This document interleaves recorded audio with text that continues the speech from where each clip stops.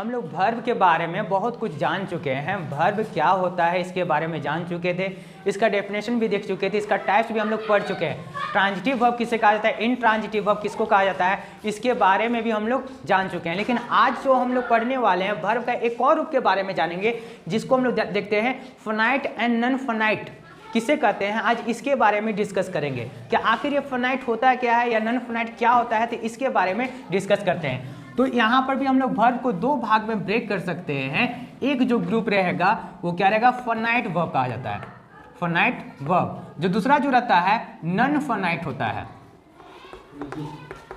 अब ये फाइनाइट आखिर क्या होता है, फाइनाइट वर्ब क्या होगा, नॉन फाइनाइट वर्ब क्या होता है, तो इसके बारे में हम लोग डिटेल से जानेंगे कि आखिर ये क्या होता है। तो फाइनाइट किसे कहते हैं इसके बारे में हम लोग थोड़ा डिस्कस कर लेते हैं। लेकिन इसे डिस्कस करने से पहले एक बार वर्ब के बारे में थोड़ा सा जान लेते हैं। वर्ब क्या होता है, verb any action is called verb. मतलब कोई भी एक्शन को क्या कहा जाता है, वर्ब कहा जाता है। और क्या होता है इसका एक और डेफिनेशन क्या बताया, बीइंग ऑफ हैपन, मतलब कुछ भी चीज होना, ये भी क्या है, वो भी एक तो वर्ब है। यानी कि क्या होता है,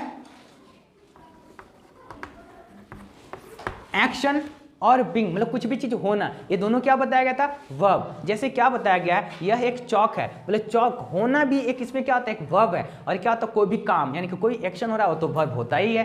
यानी कि इसके बारे में वर्ब के बारे में ये बताया गया। और इसका जब हम लोग दो पार्ट्स में डिवाइड किए थे, इसका काइंड्स के बारे में पढ़े थे, transitive verb and intransitive verb. तो ट्रांजिटिव वर्ब के बारे में क्या बताया गया था कि जिसमें क्या होता है, ऑब्जेक्ट का आवश्यकता पड़ता है, यानी कि एक ऐसा सेंटेंस जिसमें ऑब्जेक्ट के बिना वो सेंटेंस पूरा नहीं हो सकता है, वैसा सेंटेंस को क्या कहा जाता है, ट्रांजिटिव कहा जाता था। जबकि इनट्रांजिटिव किसको कहा जाता है, जिसमें क्या होता है, ऑब्जेक्ट का जरूरत नहीं पड़ता था, उसे इनट्रांजिटिव कहा जाता था। लेकिन आज जो पढ़ने वाले हैं, फाइनाइट वर्ब किसे कहा जाता है और नॉन फाइनाइट वर्ब किसे कहा जाता है, इसके बारे में हम लोग जानने वाले हैं। तो सबसे पहले देखते हैं फाइनाइट वर्ब किसे कहा जाता है। तो फाइनाइट वर्ब देखिए क्या होता है, सिंपल सा। यहां पर क्या होता है, इसको देखने के बाद, इसको जानने के बाद एक बार आप लोग टेंस का वीडियो जरूर देखिएगा, उसमें ज़्यादा क्लियर हो जाएगा। अब टेंस बिल्कुल दम पानी जैसा हो जाएगा, इसका कहने का मतलब क्या होता है, पूरा समझ में आ जाएगा इसको पढ़ने के बाद। यानी कि क्या होता है, जो फाइनाइट और नॉन फाइनाइट जब पढ़ लेंगे, इसके बाद अगर आप लोग टेंस देखेगा तो बिल्कुल अब समझ में आ जाएगा। जो पहले आप लोग बोलते थे कि आखिर ये क्या होता है, पार्टिसिपल क्या होता है, इन्फिनिटिव क्या होता है, जेरेंड क्या होता है, लेकिन अब इसके बाद ज़्यादा बेहतर समझ में आएगा।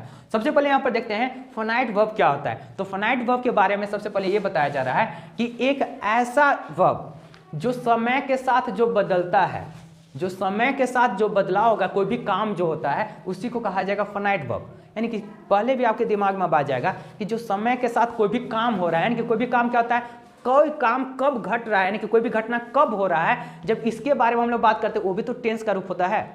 तो इसको शॉर्ट में हम लोग या तो एकदम क्या होता है, सिंपल भाषा में क्या बोल सकते हैं, एक ऐसा सेंटेंस जिसमें हम लोग टेंस का रूल लगाते हैं। किसका रूल लगाएंगे, टेंस का जब रूल लगाएंगे वैसा सेंटेंस को ही हम लोग फाइनाइट वर्ब कहेंगे। क्या कहा जाएगा, एक ऐसा सेंटेंस जिसमें हम लोग टेंस का रूल्स लगाएंगे उसको फाइनाइट वर्ब कहेंगे। तो नॉन फाइनाइट वर्ब किसको कहा जाएगा, जिसमें क्या होगा, टेंस का रूल नहीं लगाएंगे उसको, नहीं, ऐसा नहीं है। यानी कि क्या होता है, नॉन फाइनाइट किसको कहा जाएगा, इसको हम लोग अलग अभी बात छोड़ ही दे रहे हैं। सबसे पहले इसको समझ लेते हैं कि फाइनाइट वर्ब आखिर होता क्या। तो फाइनाइट वर्ब में क्या बताया गया है, देखिए सबसे पहले क्या होता है, टेंस अगर देखा जाए तो टेंस का 3 भाग बताया गया है। एक क्या होता है, प्रेजेंट बताया गया था, एक पास्ट, एक फ्यूचर।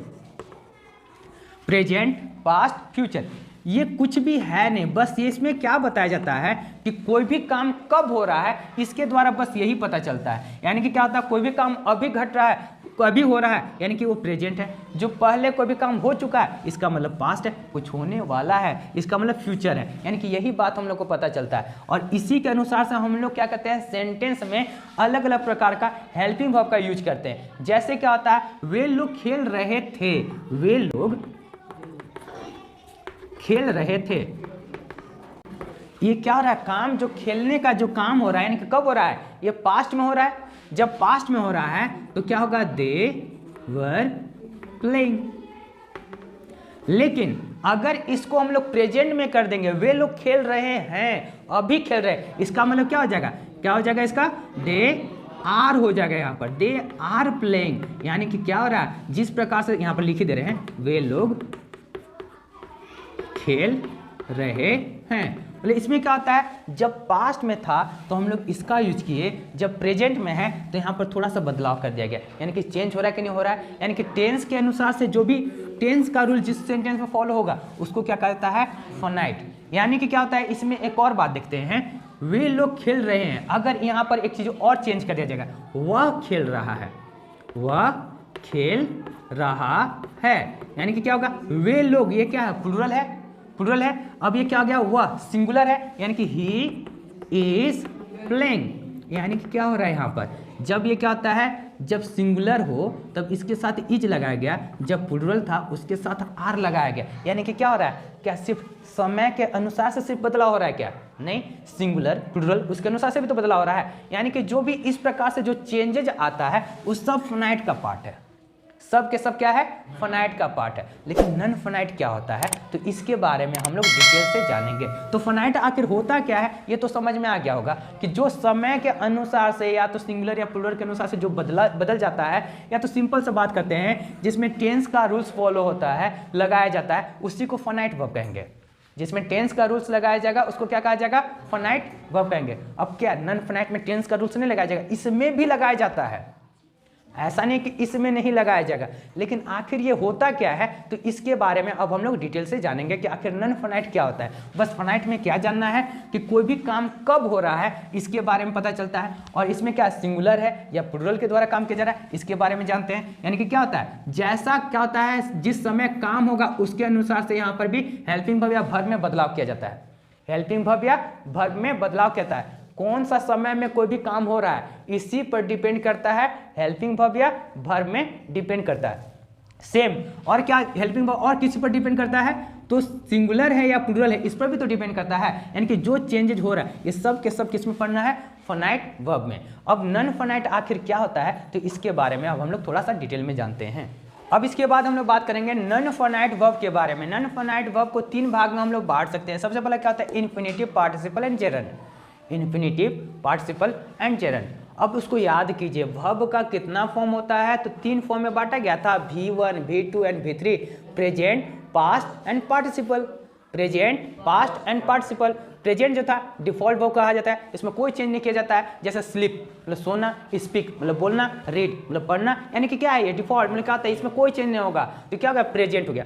पास्ट, पास्ट में जनरली क्या होता है, ईडी के द्वारा चेंज किया जाता है, जनरली ईडी के द्वारा। क्या हर बार ईडी के द्वारा चेंज किया जाता है क्या, नहीं, इसके बारे में और बेहतर से जानना है तो वर्ब के बारे में चैप्टर पढ़ाया गया, उसमें देख सकते हैं। और क्या होता है, V3 सेम किसके जैसा होता है, V2 के जैसा ही होता है, उसमें भी ईडी के जैसा होता है, लेकिन क्या हर बार होता है क्या, नहीं होता है, लेकिन फिर भी यहाँ पर देखते हैं। सबसे पहले क्या बताया गया था, V1 होता है, एक होता है V2, एक होता है V3, और इसके साथ ही एक और बताया गया था कि वर्ब में एक ING फॉर्म भी लगाया जाता है। V1 में क्या लगाया जाएगा, वर्ब में क्या लगा दिया जाएगा, ING फॉर्म लगाया जाएगा, जिसको आप लोग क्या बोलते हैं, V4 बोलते हैं। क्या बोलते हैं, V4। अब यहाँ पर बात समझने वाला है कि इन्फिनिटिव आखिर ये सब क्या होता है, इसके बारे में थोड़ा सा समझ लेते हैं कि वर्ब से पहले हम लोग अगर टू लगा देते हैं, क्या लगा देंगे, वर्ब से पहले टू लगा देते हैं, टू प्लस वर्ब, तो क्या बन जाता है, इन्फिनिटिव बन जाता है। आखिर क्या होता है, इसका यूज क्या है, हर चीज के बारे में बताया जाएगा, लेकिन बस अभी थोड़ा सा समझा दिया जाता है कि आखिर है क्या ये। तो वर्ब से पहले हम लोग टू लगा देंगे, क्या हो जाएगा, वो इन्फिनिटिव हो जाएगा। पार्टिसिपल में क्या होता है, जब V3 फॉर्म में रहे, कौन सा फॉर्म में रहे, V3 फॉर्म में रहे, तो पार्टिसिपल कहलाता है। क्या हर बार क्या V3 वाला ही रहेगा क्या, नहीं, कुछ कुछ ऐसा भी रहता है जो V4 में रहे, यानी कि वर्ब में प्लस ING फॉर्म में रहे, वो भी पार्टिसिपल का एग्जाम्पल होता है, तो इसके बारे में भी हम लोग देखेंगे। और एक क्या होता है, जब वर्ब में ING जब लगा दिया जाएगा तो क्या कहलाता है, जेरंड कहलाएगा।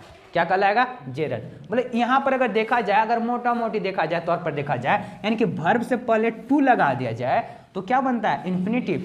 जब V3 में रहे तो पार्टिसिपल, और वर्ब में जब ING लगा दिया जाए, यानी कि क्या बन जाता है, वो जेरंड आ जाता है। यानी कि अब तो आप लोग पहचान सकते हैं कि कौन सा क्या होगा, यानी कि वर्ब में ING लगा हुआ दिखेगा तो क्या रहेगा, वो जेरंड रहेगा। अब क्या होता है, V3 में रहेगा तो पार्टिसिपल रहेगा, और वर्ब से पहले टू लगा हुआ रहेगा तो इन्फिनिटिव रहेगा। कम से कम अब ये पहचान सकते हैं।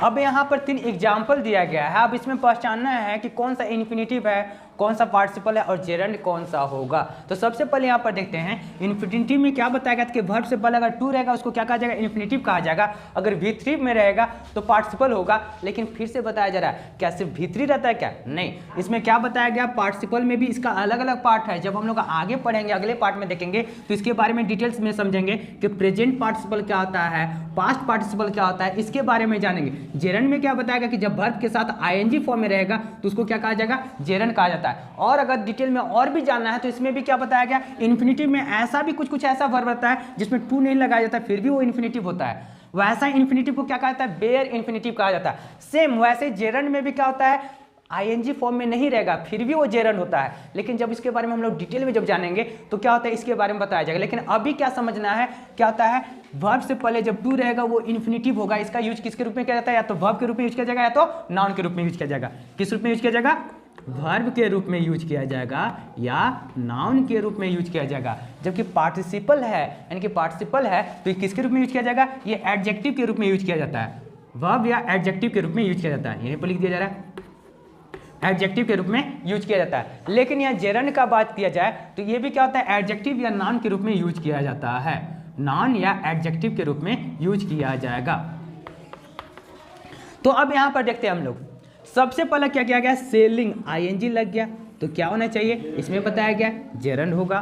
ठीक है, अब सी यूज टू बेक, अब यहाँ पर क्या देखते हैं, बेक, बेक के पहले टू लगा हुआ, इन्फिनिटिव होगा। क्या होगा, ये इन्फिनिटिव होगा। अब इसमें क्या बताएगा, the nail is twisted, twisted by hammering, तो क्या होता है, ट्विस्टेड ED फॉर्म में आ गया, यानी कि क्या होगा, पार्टिसिपल में आ गया, यानी कि क्या होगा, ये पार्टिसिपल होगा। अब यहाँ पर बात करते हैं कि कौन सा वर्ब को देखना है, ये सब कहाँ पर आएगा, तो इसमें अब थोड़ा सा डिटेल में जानते हैं। ये तो समझ में आ गया कि आखिर ये सब होता है कि ING लग गया तो जेरंड था, वर्ब से पहले टू लग गया तो इन्फिनिटिव था, V3 फॉर्म में था इसलिए पार्टिसिपल था, इतना तो समझ में आ जा रहा है। लेकिन आखिर ये सब यूज कहाँ किया जाता है, तो सबसे पहले नॉन फाइनाइट के बारे में कुछ पॉइंट जान लीजिए। चाहे वो किसी भी फॉर्म में हो, मतलब कोई भी टेंस का टाइप्स हो, कभी भी काम किया जा रहा है, चाहे पास्ट में हो रहा हो या फ्यूचर में या तो प्रेजेंट में हो रहा हो, इन्फिनिट नॉन फाइनाइट में क्या होता है, इसमें कोई भी बदलाव नहीं होता है। क्या नहीं होता है, कोई भी बदलाव नहीं होगा, ये पहला हुआ। सेकेंड में क्या बताया गया है कि नॉन फाइनाइट में क्या होता है, वहीं पर यूज किया जाता है जहां पर एक से ज्यादा वर्ब हो। लेकिन अगर आप लोग बोलिएगा कि इसमें देख रहे हैं, इसमें क्या होता है, कहीं तो वर्ब दिख नहीं रहा, लेकिन एक ये तो वर्ब है ना, तो ये क्या होता है, एक से जब ज्यादा वर्ब रहे वहीं पर क्या होता है, नॉन फाइनाइट हम लोग को देखने के लिए मिलता है। अगर सिंगल अगर वर्ब रहेगा तो वहां पर नॉन फाइनाइट देखने को नहीं मिलेगा।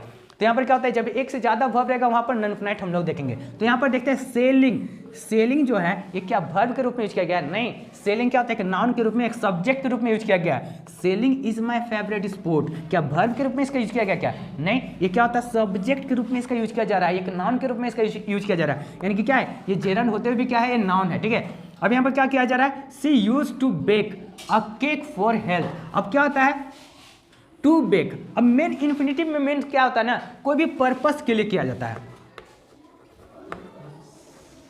पर्पस के लिए इन्फिनिटिव में होता है, मतलब कोई भी काम के लिए होता है। तो इसमें क्या होता है, सी यूज टू बेक, मतलब क्या होता है, बेक करने के लिए किया जा रहा है, यानी कि क्या होगा, इन्फिनिटिव, यानी कि क्या होता है, कोई भी पर्पस का, कोई भी क्या होता है, एक मेन मकसद से कोई भी काम किया जाए तो वो क्या होता है, इन्फिनिटिव होता है। तो इसमें याद करने का बात क्या है कि कोई भी काम जब हम लोग करेंगे उसका कोई एक मकसद होता है, तो वहां पर वैसा अगर सेंटेंस में आएगा तो क्या होगा, इन्फिनिटिव होगा। तो इसमें क्या होगा, C use to bake a cake for health, तो इसमें क्या होता है, टू बेक, बेक से पहले टू लगा गया तो यहाँ पर क्या होगा, ये इन्फिनिटिव होगा। अब तीसरा सेंटेंस देखते हैं, द नेल, नेल का मतलब ये नेल नहीं, कांटी का बात किया जा रहा है। द नेल इज ट्विस्टेड, मतलब मुड़ गया, बाय हैमरिंग, जब क्या होता है, हाँ थोड़ा सा पीटा गया तो क्या हो गया, वो मुड़ गया, यानी कि ट्विस्टेड, ये क्या हो गया, ये पार्टिसिपल का ये एग्जाम्पल है। किसी का एग्जाम्पल है, पार्टिसिपल का। इससे पहले हम लोग पढ़ चुके थे इंडिफिनिट क्या होता है, जेरंड क्या होता है। इंडिफिनिट में क्या बताया गया था कि वर्ब का फर्स्ट फॉर्म में उसके पहले अगर टू लगा दिया जाए तो इंडिफिनिट कहलाता है। अगर वर्ब में क्या जोड़ दिया जाता है, ING, इसका मतलब क्या होता है, प्रेजेंट पार्टिसिपल अगर रहे वर्ब में ING लगाया जाता है तो वो क्या होता है, जेरंड कहलाता है। यानी कि क्या होता है, इन्फिनिटिव, वर्ब से पहले क्या लगना चाहिए, टू लगा होना चाहिए। तो अब यहाँ पर कुछ सेंटेंस दिया गया है। अब यहाँ पर हम लोग ये देखेंगे कि कौन सा सेंटेंस सही है और किस प्रकार से सही है। अब देखते हैं, आई एंजॉय रीडिंग बुक्स, क्या ये सही है? I enjoy reading books, I enjoy to read books, इसमें से कौन सा सही लग रहा है? तो सबसे पहला देखते हैं, तो फर्स्ट सेंटेंस जो है रीडिंग बुक्स, ये जो है ये गलत यहाँ पर यूज किया गया है, जबकि यहाँ पर सही से ये यूज किया गया है। जबकि सेकेंड सेंटेंस देखते हैं, आई वॉन्ट प्लेइंग, सेकेंड में दिया हुआ है आई वॉन्ट टू प्ले। अब इसमें क्या देखते हैं, जब दोनों सेंटेंस देखते हैं तो यहाँ पर ये फर्स्ट सेंटेंस बिल्कुल ग्रामर के अनुसार से अगर देखा जाए तो ये सेंटेंस बिल्कुल सही है, लेकिन जहाँ पर इसका बात करते हैं तो ये भी बिल्कुल सही है, आई वॉन्ट टू प्ले, तो दोनों सही है। अब आगे देखते हैं, I love listening song, I love listening song, I love to listen song, I love to listen song. तो ये देखते हैं फर्स्ट सेंटेंस में देखते हैं, आई लव लिसनिंग सॉन्ग, क्या ये सेंटेंस सही है गलत है? ये बिल्कुल सही सेंटेंस है। और सेकेंड सेंटेंस का बात करते हैं, I love to listen song, ये बिल्कुल, ये भी दोनों सही सेंटेंस है, ये दोनों सेंटेंस बिल्कुल सही है। अब यहाँ पर देखते हैं कि जो फर्स्ट में था ये जेरंड का यूज किया गया था, लेकिन ये सेंटेंस रॉन्ग है। I enjoy to read books, यहाँ क्या होता है? टू रीड का यूज किया गया, ये क्या होता है? इन्फिनेटिव का यूज किया गया है, जबकि यहाँ पर सही है। I want playing, I want to play, ये दोनों सेंटेंस सही है। अब इसके साथ साथ क्या देखते हैं, यहाँ पर क्या होता है? ये क्या है? जेरंड के रूप में यूज किया गया है, यहाँ इन्फिनेटिव के रूप में यूज किया गया है। अब अगला सेंटेंस में देखते हैं, आई स्टॉप्ड टू से हाई टू यू, क्या ये सेंटेंस सही या गलत है? और इसके बाद देखते हैं, I stopped saying hi to you. अब यहाँ पर लास्ट सेंटेंस को देखते हैं, ये थोड़ा समझने का बात है। स्टॉप मतलब क्या होता है? रुकना या रोकना, रुकना या रोकना। अगर इसका हिंदी मीनिंग देखा जाए, आई स्टॉप्ड, आई स्टॉप्ड मैं रुका, क्या हो गया? आई स्टॉप्ड मैं रुका, टू से क्या करने के लिए? हाय करने के लिए, क्या होता है? टू यू, मतलब उसे हाय करने के लिए मैं रुका। जबकि सेकेंड सेंटेंस में क्या होता है? आई स्टॉप्ड सेइंग, मतलब क्या होता है? मैं कहने के लिए रुक गया, मतलब क्या होता है? कहते कहते रुक गया। आई स्टॉप्ड सेइंग, इसमें क्या होता है? इसमें क्या होता है? आई स्टॉप्ड मैं रुका, टू से हाय, लेकिन इसमें क्या दिया हुआ? आई स्टॉप्ड सेइंग, मतलब क्या होता है? कह रहे थे लेकिन कहते कहते रुक गए, मतलब कहे ही नहीं, क्या होता है? हाय टू यू। तो दोनों में अंतर है कि नहीं? यानी कि क्या देखते हैं, इसका मीनिंग अगर देखा जाए, इस सेंटेंस का मीनिंग देखा जाए, आई लव लिसनिंग सॉन्ग, क्या होता है? मुझे गाना सुनना बहुत पसंद है। ये सेंटेंस का मीनिंग हुआ। I love to listen song, मुझे गाना सुनना बहुत पसंद है। दोनों का मीनिंग सेम है, यहाँ पर सेम है नहीं सेम है? यहाँ पर दोनों का मीनिंग सेम है, लेकिन अगर यहाँ पर देखा जाए, इस सेंटेंस में देखा जाए, क्या दोनों का मीनिंग सेम है क्या? सेम, इसमें भी जेरंड का यूज किया गया है, इसमें इन्फिनेटिव का यूज किया गया है, लेकिन दोनों का मीनिंग सेम है क्या? नहीं। तो अब इस यहाँ पर इक्वल नहीं है, तो इस भाग में हम लोग देखेंगे कि जेरंड का कहाँ पर अच्छे से यूज, मतलब सही यूज कहाँ पर किया जाता है, इन्फिनेटिव का सही यूज कहाँ करेंगे। और इसमें ये भी देखेंगे कि कब हम लोग अगर जेरंड का यूज किया जाएगा या तो ये इन्फिनेटिव का यूज किया जाएगा तो दोनों का मीनिंग सेम रहेगा, और कहाँ पर दोनों का मीनिंग सेम नहीं रहेगा। तो आज इसी के बारे में हम लोग बेहतर से जानेंगे कि आखिर ये इन्फिनेटिव और जेरंड का बेहतर से यूज कैसे कर सकेंगे हम लोग। तो अब हम लोग देखेंगे इसका रूल्स देखेंगे, इन्फिनेटिव और जेरंड का रूल्स देखेंगे। सबसे पहला रूल में क्या बताया जा रहा है, यहाँ पर क्या लिखा हुआ है? Uses of infinitive. इसमें क्या बताया गया है कि it is used after direct और इनडायरेक्ट ऑब्जेक्ट। इसका मतलब क्या हो गया? डायरेक्ट ऑब्जेक्ट या इनडायरेक्ट ऑब्जेक्ट के बाद ही इन्फिनेटिव का यूज किया जाता है, और किससे जुड़ा हुआ होना चाहिए? नाउन या प्रोनाउन से जुड़ा हुआ होना चाहिए, तभी हम लोग वहां पर इन्फिनेटिव का यूज करेंगे। तो इन्फिनेटिव का यूज कहाँ किया जाता है? आफ्टर डायरेक्ट और इनडायरेक्ट ऑब्जेक्ट। अब आपके दिमाग में आ रहा होगा कि डायरेक्ट ऑब्जेक्ट किसको कहा जाएगा, इनडायरेक्ट ऑब्जेक्ट किसको कहा जाएगा। तो इसके बारे में हम एग्जाम्पल में जब दिया जाएगा तो उससे ज़्यादा बेहतर समझ में आएगा। लेकिन अभी क्या समझना, बस इतना याद रखिए कि डायरेक्ट ऑब्जेक्ट या इनडायरेक्ट ऑब्जेक्ट के बाद हमें क्या यूज करना है? इन्फिनेटिव का यूज करना है। और जो इन्फिनेटिव का यूज किया जाता है, जो पहले भी बताया गया है, एक पर्पस के लिए यूज किया जाता है। कोई भी एक पर्पस के लिए जब कुछ चीज़ का बताया जाए तो तो वहाँ पर हम लोग इन्फिनेटिव का यूज करेंगे, जबकि जेरंड का यूज कहाँ किया जाता है? प्रीपोजिशन के बाद यूज किया जाता है, आफ्टर प्रीपोजिशन। प्रीपोजिशन के बाद इसका हम लोग जेरंड का यूज करेंगे। लेकिन कहीं कहीं पर हम लोग ये भी देखेंगे कि सब्जेक्ट के रूप में भी जेरंड का यूज किया जाता है। तो जब एग्जाम्पल देखा जाएगा तो इससे ज़्यादा बेहतर समझ में आएगा। लेकिन अभी रूल्स क्या याद रखना है कि डायरेक्ट ऑब्जेक्ट या इनडायरेक्ट ऑब्जेक्ट के बाद जो किससे जुड़ा हुआ होना चाहिए, नाउन या प्रोनाउन से जुड़ा हुआ होना चाहिए, उसके बाद हम लोग इन्फिनेटिव का यूज करते हैं। जबकि जेरंड का यूज किसके बाद किया जाता है? After preposition. प्रीपोजिशन के बाद हम लोग जेरंड का यूज करेंगे। ये दो रूल्स दिया गया है। इसके बाद आगे हम लोग देखेंगे। सबसे पहले एग्जाम्पल देख लेते हैं, इससे जुड़ा हुआ वो ज़्यादा बेहतर समझ में आएगा। यहाँ पर देखिए कुछ एग्जाम्पल दिया गया है। एक बार फर्स्ट रूल याद कर लीजिए, क्या होता है? इन्फिनेटिव का यूज तब किया जाता है जब डायरेक्ट या इनडायरेक्ट ऑब्जेक्ट रहे जो नाउन या प्रोनाउन को रिप्रेजेंट करता हो, उसके बाद ही इन्फिनेटिव का यूज करते हैं। सबसे पहले क्या बताया गया था कि आखिर डायरेक्ट ऑब्जेक्ट या इनडायरेक्ट ऑब्जेक्ट क्या होता है, तो इसके बारे में डिस्कस कर लेते हैं। सबसे पहला सेंटेंस देखते हैं, he threw a stone on me to hurt me. इसका मतलब क्या होता है? ही थ्रू, थ्रो मतलब क्या होता है? थ्रो मतलब फेंकना, फेंकना का क्या होता है? V2 थ्रू मतलब फेंका, वह फेंका। अ स्टोन, इसमें क्या होता है? A stone. He threw a stone, यानी कि डायरेक्ट ऑब्जेक्ट अगर बात किया जाए तो क्या होगा? अ स्टोन होगा। क्या होगा? डायरेक्ट ऑब्जेक्ट क्या हो गया? अ स्टोन। ऑन मी, मेरे पर फेंका, यानी कि ऑन मी क्या हो जाएगा? ये इनडायरेक्ट हो जाएगा। अब यहाँ पर देखिए स्टोन क्या है? एक नाउन है, जबकि मी क्या है? एक प्रीपोजिशन है। अब किस लिए फेंका गया था? टू हर्ट मी, मतलब चोट पहुंचाने के लिए किया गया था, यानी कि इसमें एक पर्पस था। चोट पहुंचाने के पर्पस से क्या होता है? पत्थर फेंका गया। यानी कि क्या होता है? जब कुछ पर्पस से, कोई पर्पस से कुछ भी चीज का काम किया जाए तो वहां पर इन्फिनेटिव का यूज किया जाता है। यानी कि सभी रूल्स को फॉलो किया जा रहा है या नहीं किया जा रहा है? हो रहा है नहीं हो रहा है? तो यहाँ पर क्या होता है? फर्स्ट रूल में क्या होता है? फर्स्ट सेंटेंस में देखते हैं, he threw a stone on me to hurt me. तो इसमें क्या होता है? इन्फिनेटिव का यूज किया गया है और ये इससे समझ में आता है। अगला सेंटेंस देखते हैं, दे फोर्स्ड राहुल। क्या होता है? दे फोर्स्ड राहुल। तो इसमें क्या होता है? दे फोर्स्ड में क्या होता है? जबरदस्ती करना। तो राहुल ये क्या होता है? किस पर जबरदस्ती किया जा रहा है? राहुल, यानी कि डायरेक्ट ऑब्जेक्ट क्या हो गया? टू विन, टू विन जीतने के लिए।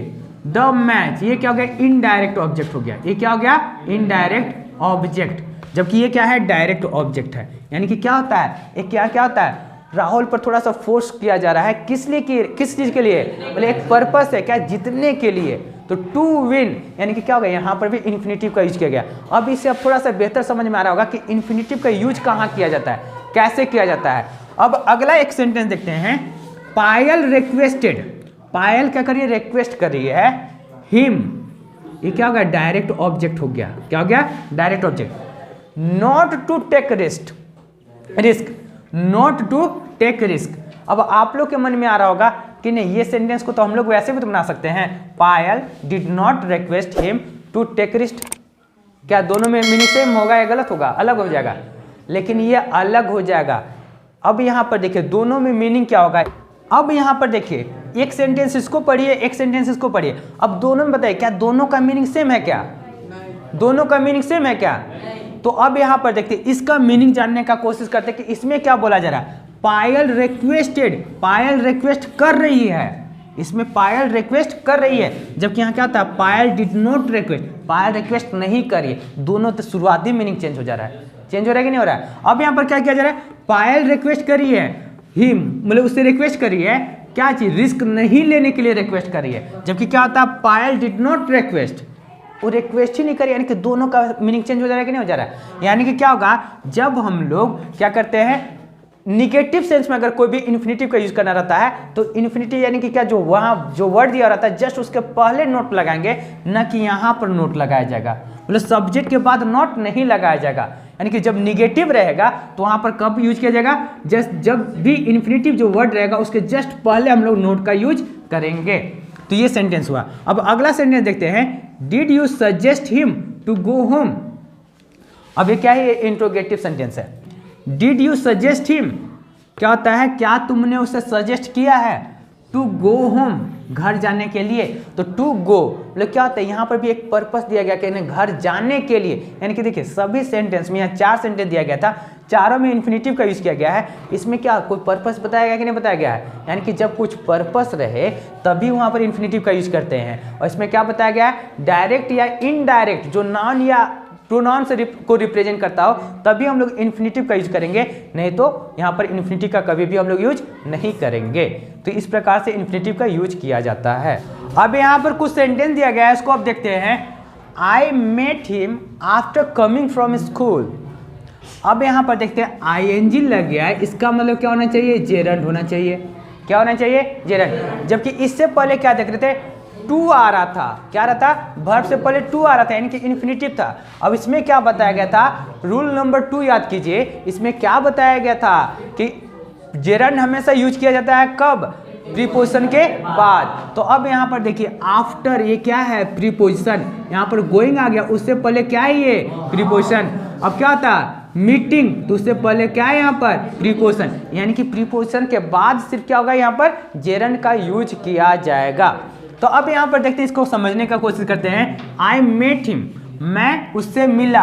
आफ्टर मतलब किसके बाद, स्कूल से आने के बाद मिला, यानी कि क्या होगा, ये क्या होता है, आफ्टर कमिंग। तो यहाँ पर क्या होगा, जेरंड का यूज किया गया। अब सेकेंड सेंटेंस देखते हैं। He is scared, he is scared, वो डरा हुआ है। ऑफ गोइंग देयर मतलब वहां जाने से डर रहा है, ठीक है। तो क्या होगा, यहाँ पर भी ऑफ जो लगाया गया, ये भी क्या है, प्रीपोजिशन है। अब आगे देखते हैं। आई am looking forward, I am looking forward, मैं आगे देख रहा हूं। तो किसके लिए, टू मीट यू, ठीक है, to meeting you, sorry to meeting you. अब आपके मन में आ रहा होगा कि यहाँ पर टू लगा हुआ तो यहाँ तो मीट होना चाहिए, लेकिन यहाँ पर याद रखिए ये क्या होता है, जेरंड के रूप में यूज किया जा रहा है, टू मीट यू। तो इसमें क्या होता है, मीटिंग यू, ये जेरंड के रूप में यूज किया जाएगा। बिल्कुल सही यहाँ पर यूज किया गया है, ठीक है। तो यहाँ पर क्या होगा, I am looking forward to. अगर आप लोगों को मन में आ रहा है कि अगर टू मीट लिखेंगे तो क्या ये गलत हो जाएगा, बिल्कुल गलत नहीं होगा, बिल्कुल सही रहेगा। लेकिन क्या होगा, टू मीटिंग यू, ये बेहतर है, ठीक है। तो यहाँ पर हम लोग क्या होता है, जेरंड के रूप में यूज किए हैं। तो यहाँ पर क्या बताया गया था, रूल नंबर 2 के अनुसार से कि जब भी जेरंड का यूज किया जाता है उससे पहले क्या होना चाहिए, प्रीपोजिशन होना चाहिए। जबकि रूल नंबर 1 में क्या बताया गया था कि इन्फिनेटिव में क्या होता है, इन्फिनेटिव जब भी यूज करते हैं कोई एक पर्पस के लिए यूज किया जाता है, और उसमें क्या होता है, किसके बाद यूज किया जाता है, किसके बाद यूज किया जाता है, डायरेक्ट या इनडायरेक्ट ऑब्जेक्ट के बाद यूज किया जाएगा, ऑब्जेक्ट के बाद। जबकि यहाँ पर क्या किया जा रहा है, प्रीपोजिशन के बाद इसमें जेरंड का यूज किया जाता है। तो अब आप लोगों को बेहतर से समझ में आएगा कि इन्फिनेटिव क्या होता है, जेरंड क्या होता है। अब अगले क्लास में हम लोग जानेंगे कि पार्टिसिपल क्या होता है, उसका यूज कैसे करेंगे। पार्टिसिपल का 3 प्रकार होता है, प्रेजेंट पार्टिसिपल, पास्ट पार्टिसिपल और परफेक्ट पार्टिसिपल। तीनों का क्या क्या यूज है, इसके बारे में हम लोग अगले वीडियो में देखेंगे।